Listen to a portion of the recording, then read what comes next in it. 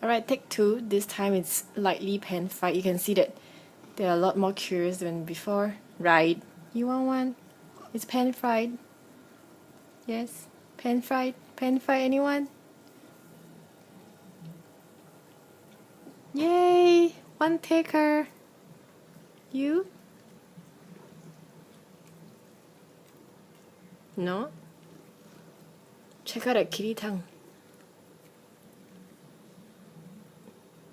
What, is this too daunting for you?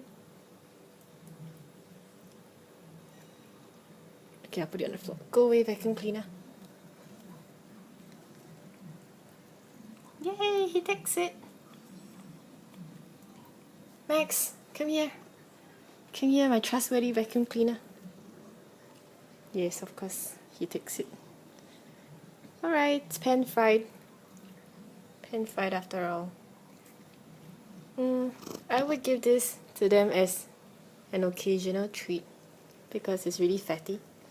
Apparently Max really likes it because he's licking my fingers. No, is this too big? Okay, thank you, Max. Alright.